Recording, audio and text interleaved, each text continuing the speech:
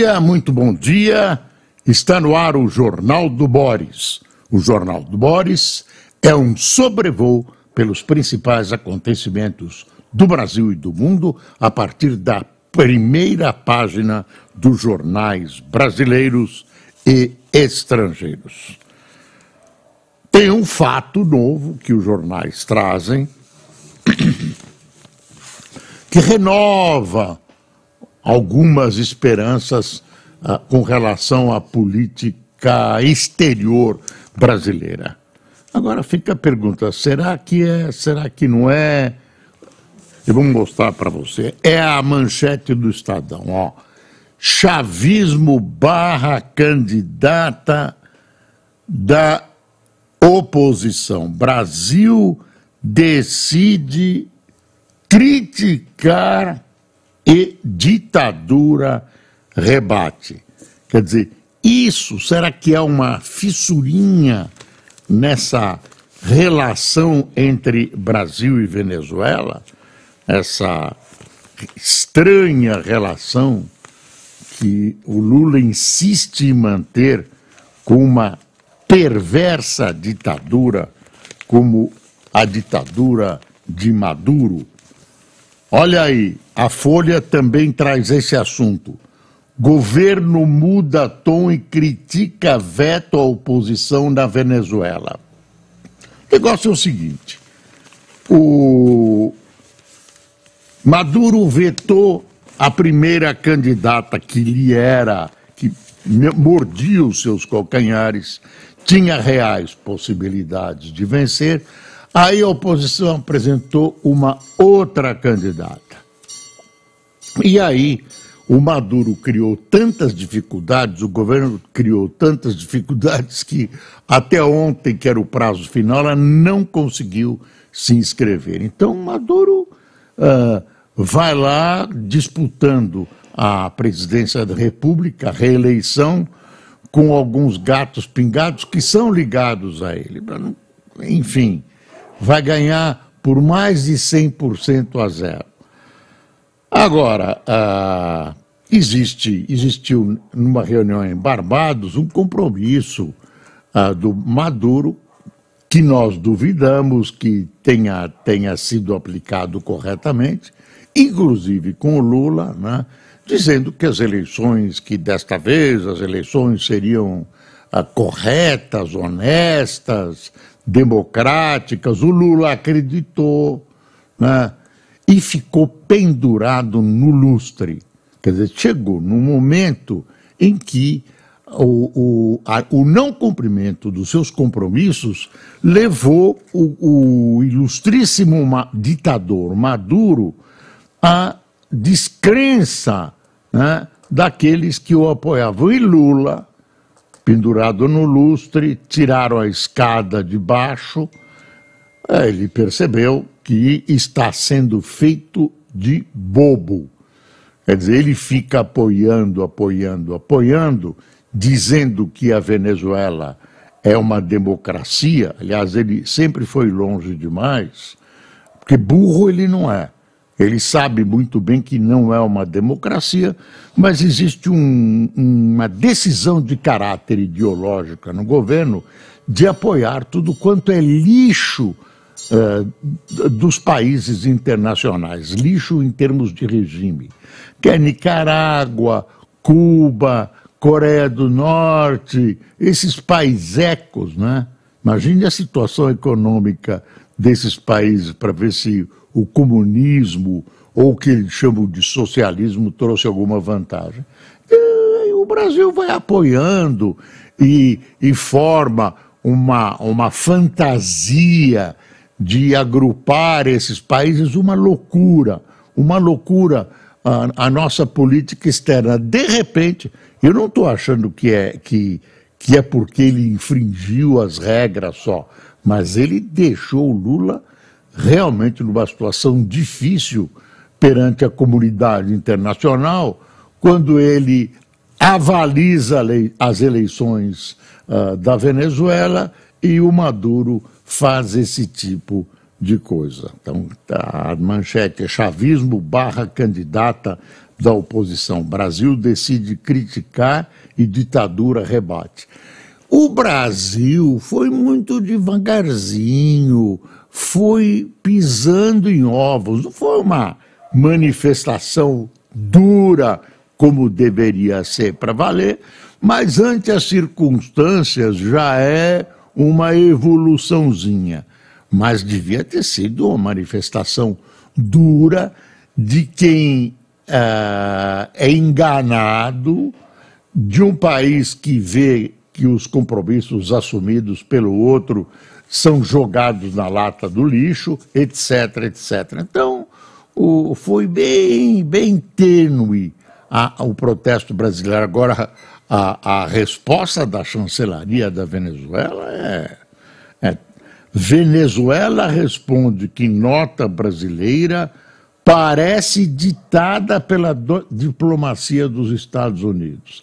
Quer dizer, depois de todo o apoio, né, indevido que o Lula deu para a Venezuela, o governo da Venezuela responde com uma nota brasileira, responde dizendo: nota brasileira parece ditada pela diplomacia dos Estados Unidos. Você acredita?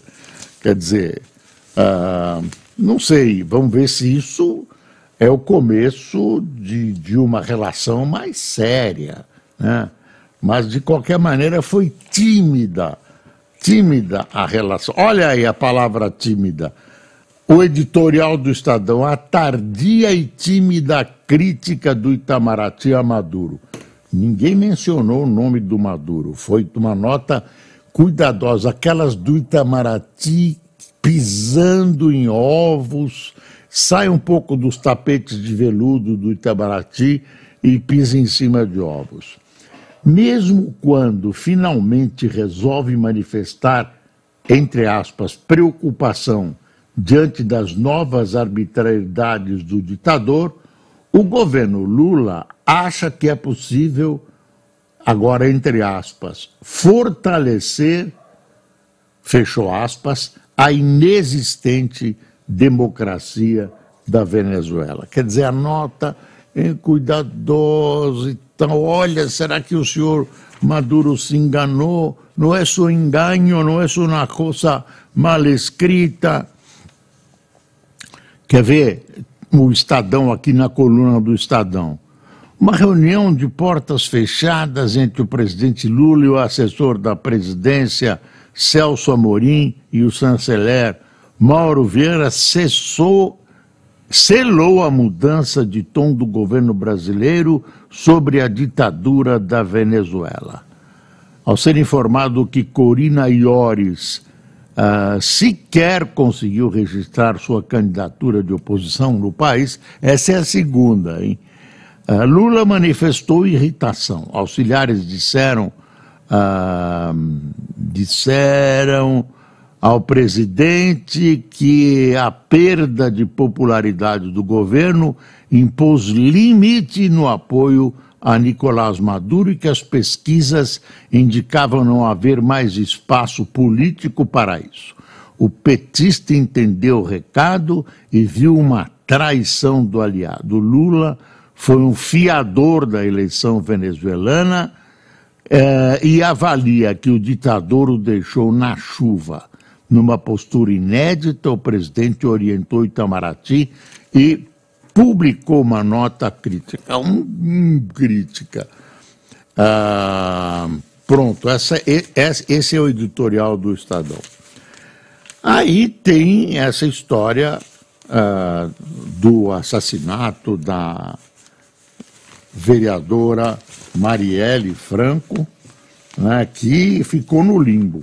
A decisão de ontem da CCJ, né, a favor ou contra as posições, a favor ou contra a prisão dos irmãos Brazão, quer dizer, dos Brazões, que é deputado, ainda é deputado federal.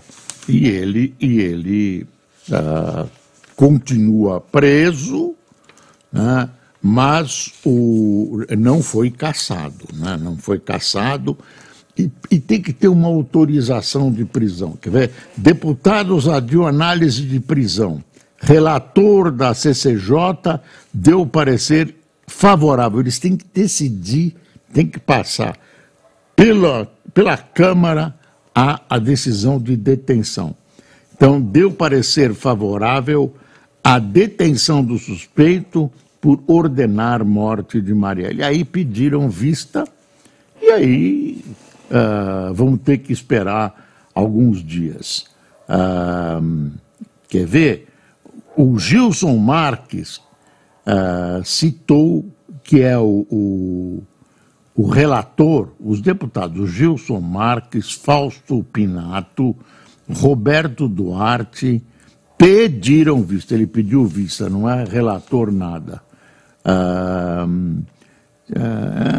Aí, para pedir vista, ele citou a pressa e afogadilho ao justificar o pedido de vista e disse que é necessário analisar o pedido de prisão preventiva. Afirmou ainda que as decisões do ministro Alexandre de Moraes no STF e relatório da Polícia Federal são robustos e que cabe tempo para analisá-lo. Esses documentos importantíssimos não estão no sistema para consulta dos deputados desta comissão. Deviam estar, né? Como é que o cara vai decidir sem ver o texto inteiro? Não pode. Não pode resolver no chute. Agora, se quisesse, estava resolvido. Aí tem, claro, uma implicação de caráter político. Político partidário, né? Para dar uma enchida de saco no governo, essas coisas. Prefeito do Rio exonera 6 aliados de deputado preso sob suspeita de mandar Marielle. Olha, tinha uma fauna lá, tudo parente de bicheiro.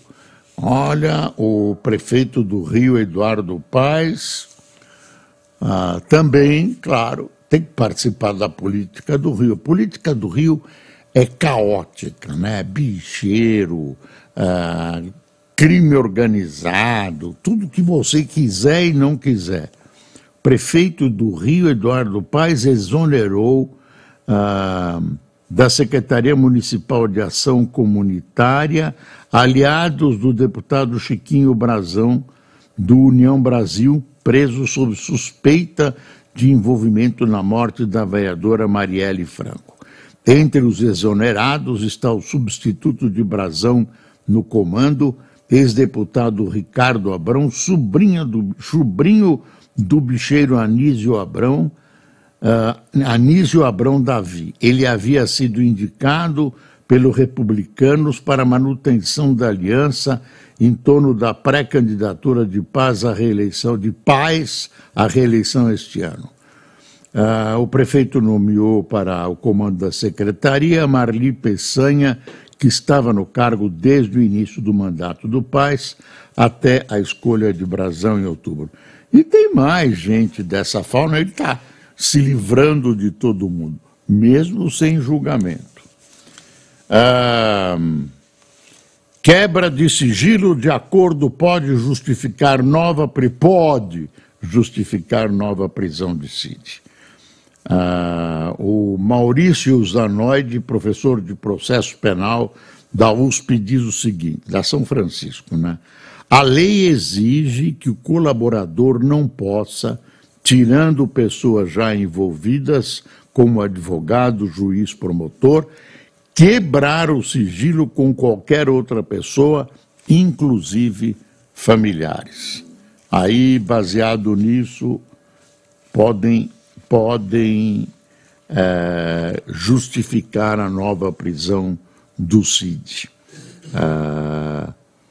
Podem estar quebra de sigilo, obstrução da justiça e possível desrespeito a outras medidas cautelares podem estar por trás da nova prisão do tenente-coronel Mauro Cid, ocorrida na sexta-feira, dia 22. Você está vendo que tem as coisas que a gente imaginava que iam ocorrer depressinha não estão ocorrendo. Visão sobre o Supremo melhora em meio à ação sobre golpista. Datafolha mostra que a reprovação do tribunal caiu 10 pontos desde dezembro e empata com a avaliação positiva. Ainda tem muita coisa pendente, né? Ainda tem muita interrogação do STF em relação à democracia, né? Por exemplo, aquele inquérito do fim do mundo que já dura não sei quantos anos, onde o Moraes, o Xandão, é acusador, vítima, promotor. Quer dizer, precisa tomar cuidado com esse tipo de coisa, porque é absolutamente ilegal e absolutamente anticonstitucional. Bom, e o Bolsonaro, que foi para a embaixada da Hungria, já tem gente dizendo, olha que eu vou só colocar essa situação, não estou apoiando, não. Você sabe que ele dormiu na embaixada e tal, e que a principal suspeita é que ele, de quem tinha sido tirado o passaporte, poderia pedir asilo político na embaixada, e a embaixada é considerado território do país dono da embaixada. Não é território brasileiro, não pode invadir, etc, etc. Aí, uns dizem que ele ia pedir asilo político, que é a suspeita do STF, do governo, etc, etc. Outros, aí, no cochicho, dizem, não, ele fez isso, entrou e saiu depois, porque ele quer ser vítima. Em função dessa tal visita à embaixada, ele quer ser vítima, ele quer ser preso.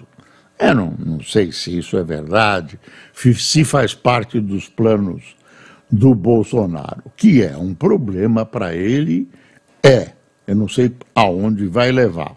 E, quer dizer, com essa coisa de vítima, de vitimizar o Bolsonaro, você imagina com que cuidado está sendo tratado esse problema. Chamaram o embaixador e tal, e tem muita gente brincando que ele foi na embaixada porque ele gosta de goulash, que é uma comida húngara, e também os doces húngaros são muito bons. É uma curiosidade sobre a Hungria. Muita gente sabe, mas muita gente não sabe. A capital da Hungria, qual é a capital da Hungria, Luiz?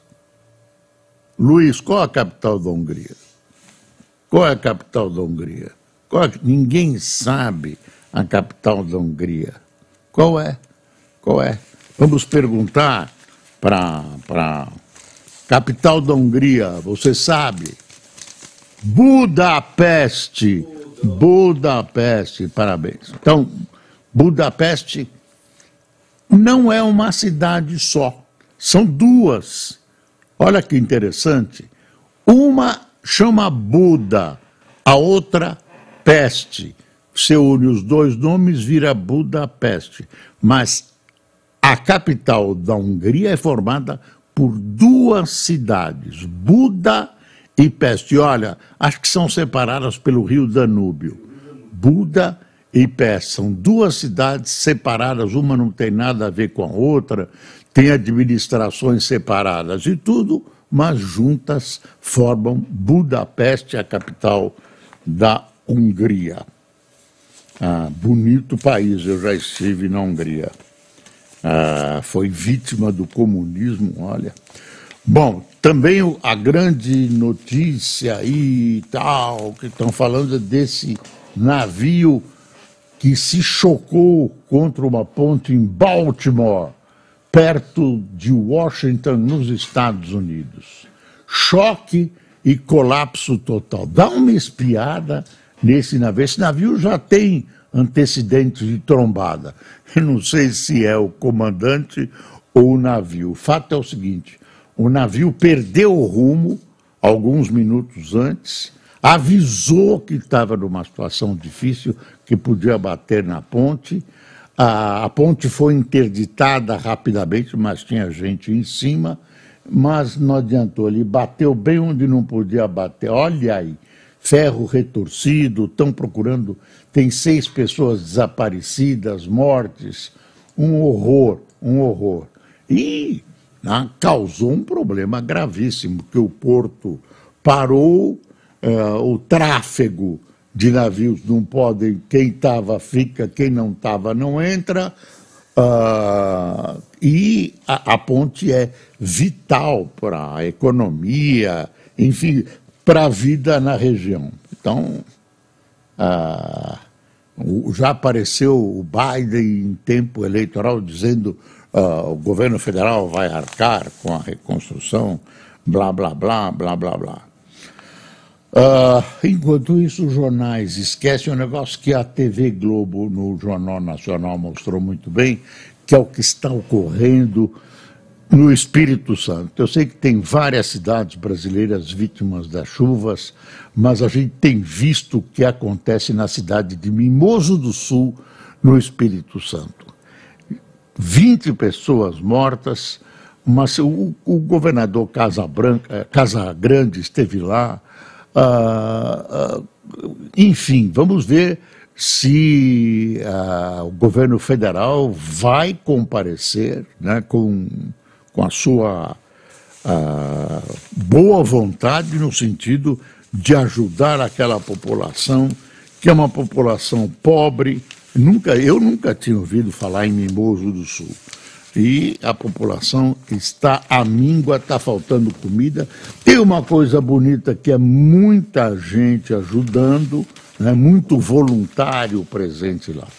Olha que anúncio a CNN fez na Folha. Ó. CNN Entrevistas, especial Fernando Haddad. Hoje, a partir das 16 horas, no CNN 360.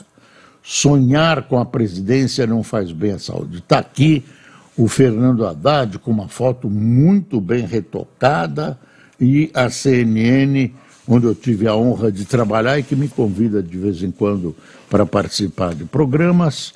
A CNN não é ao vivo, já está gravada a entrevista e tudo.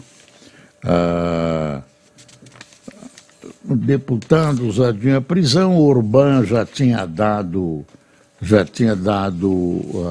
asilo a amigos da Macedônia do Norte, o presidente se asilou lá, o ditador, né?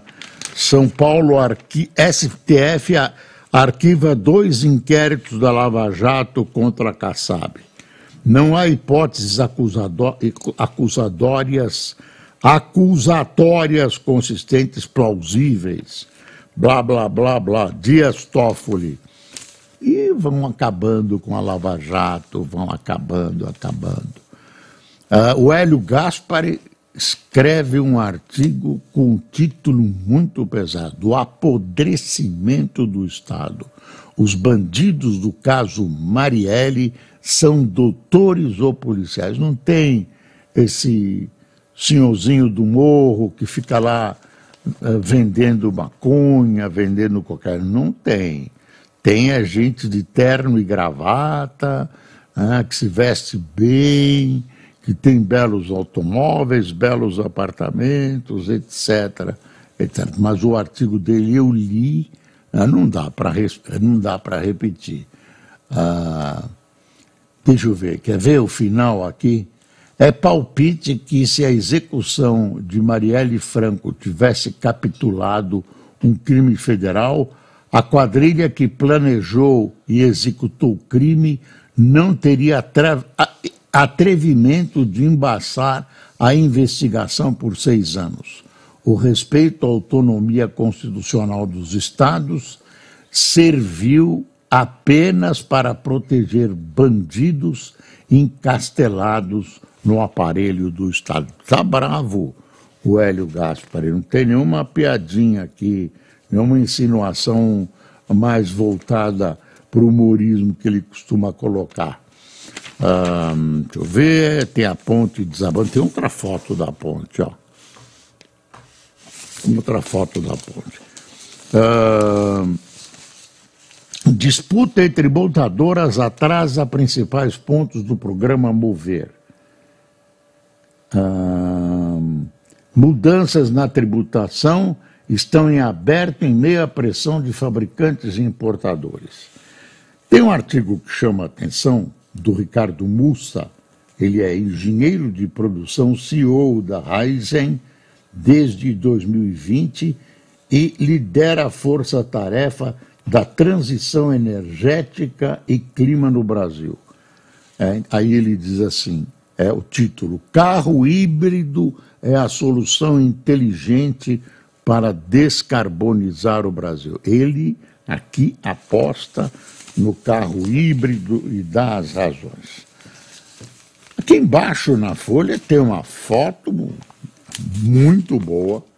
Aqui está o Lula, focalizando uma câmera para fotografar o presidente Macron. Pelo jeito que ele está apontando, tirou uma foto do pé do Macron. Mas tudo bem, é o presidente, ele pode, né? Macron e Lula anunciam investimento na Amazônia. Em primeira visita ao Brasil, o presidente da França, Emmanuel Macron, encontrou-se com Lula em Belém. Plano de investimento pretende alavancar 5.300 bilhões nos próximos 4 anos. Você vê que a França está se aproximando do Brasil, tem um entendimento, um conjunto, uma visão conjunta, aparentemente, na área ambiental, mas não nessa questão do Mercosul, que a França é contra o acordo Mercosul-União Europeia, etc., etc., e que eu achei, ontem ele conversou com índios, então, mas me pareceu que ele se sentiu um pouco não à vontade na selva. Ele estava assim, tímido, não com medo, mas não é o meu ambiente de quem vive em Paris. De quem vive em Paris. Ele veio sem a primeira-dama, pelo menos ela não apareceu. E aí o Lula, isso foi em Belém do Pará, eles entraram num barquinho, navegaram no rio.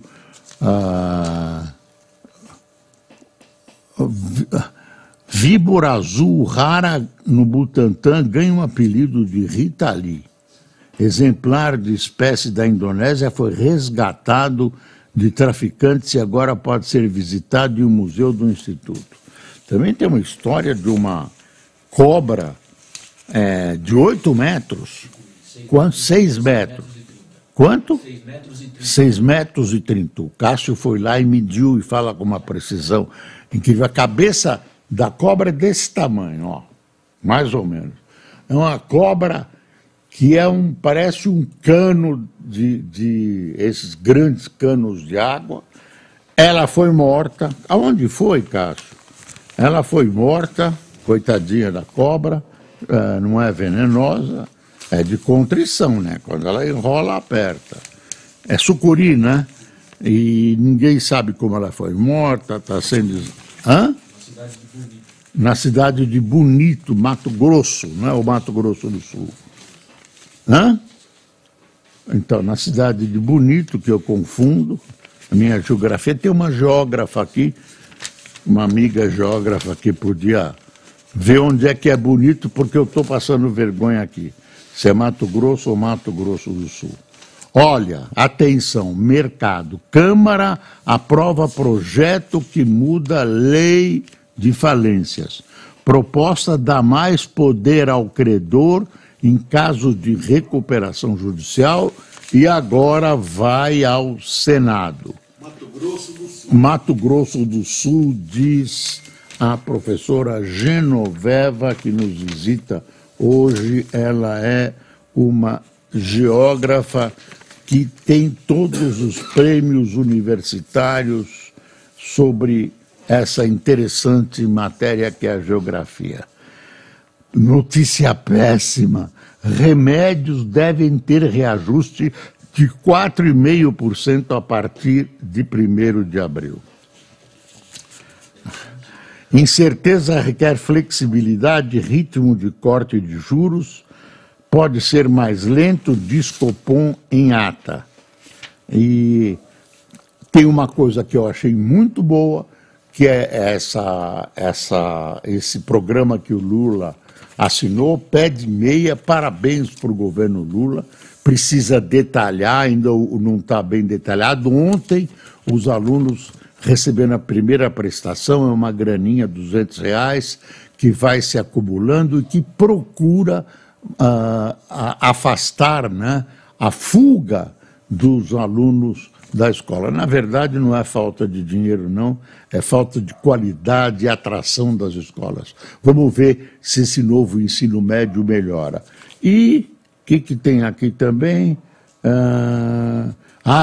Hoje o Haddad está lançou ontem um programa da dívida dos estados, que não cumprem os seus deveres, né? Fazem acordo, depois não conseguem pagar. Ele estabeleceu um X para o ensino. Ainda não apareceram os números, um X para o ensino no pagamento, na aplicação dos dinheiros de socorro que o governo federal prepara-se para dar. Nos próximos dias a gente esclarece. Mas, embora faltem detalhes, né, não só tem ideias e tal, são duas ideias importantes. A primeira começou a ser aplicada, que é esse pé de meia, e essa outra ideia que eu gostei, viu? Parabéns para o ministro da Fazenda e parabéns para o governo Lula. Não diz que eu estou passando o pano, não, no governo Lula. O que é justo e correto, nós vamos apoiar. Quem tomou café conosco? Tem uma notícia dizendo que vão preparar café agora com gosto de café, tudo sem café, sem uma mistura de plantas. Deve ser horror, diz que já está no mercado nos Estados Unidos. Algemiro Vargas, Jorge Luiz, nós estamos servindo café do bom aqui. José Portela, Bruna Marvila, Hélio Barbosa, Omar da Silva, Caro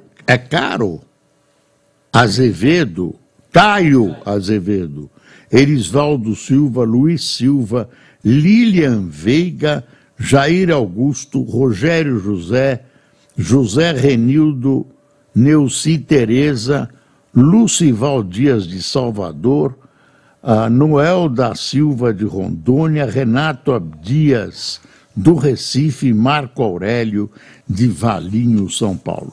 Pessoal, muito obrigado pela sua atenção. Sexta-feira é feriado, prepare-se, o clima já está bem mais ameno aqui no Sudeste, enfim, voltamos ao novo normal. Muito obrigado, tenha um bom dia.